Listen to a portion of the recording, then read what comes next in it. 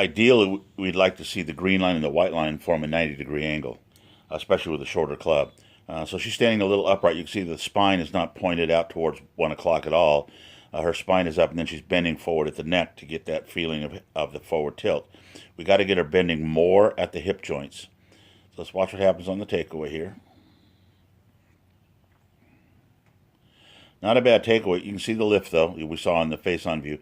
The other thing we're going to notice here is how shut the club face is.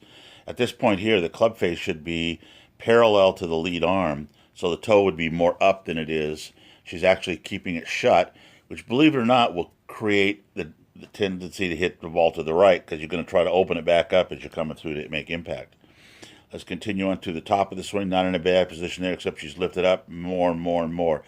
Now, if she gets to here, if she would relax her forearms, the club now would be parallel to the ground. The right elbow, if she was bent over a little bit more, would be closer to the green line. Her forearm on the lead arm is pretty well parallel to the plane line of the shaft.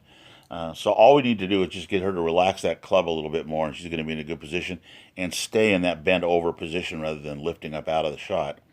Now on the downswing, let's see if she drops the club in under the green line. No, she doesn't. Comes pretty close. Comes back to her setup position, turns right on through the shot. And not a bad finish. So what we're going to work on is making sure the club face, let's clear everything out of the way so you can see it, that the club face gets a chance to rotate on the backswing. So when the club is about here, the toe should be pointing skyward. Definitely skyward now. And we just get shut, shut, shut. We're not getting any nice rotation on the club.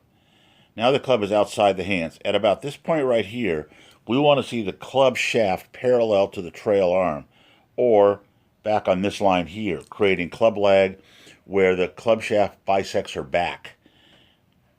Right on through to a nice swing. Now, let's see what happens when she walks up to the golf ball. We're going to check the angles again. We're going to clear everything out of the way. Now, if you notice here, now that she's at the golf ball, she's even more upright than she was before. Let's go ahead and draw in the green spine line. That wasn't very good. Let's get that out of the way. Draw in the green spine line. And we'll make the shaft plane in red. So now she's even more upright than she was before. Let's see what happens in the takeaway this time. With the ball there, we're going to get really focused. Here she goes up again, pulls up out of the shot. But she is able to route the club a little bit more to the inside. She's on the plane, not bad.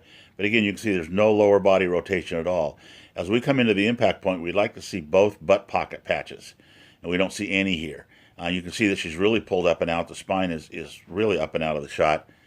Right on through to the finish. Not bad, but again, no rotation.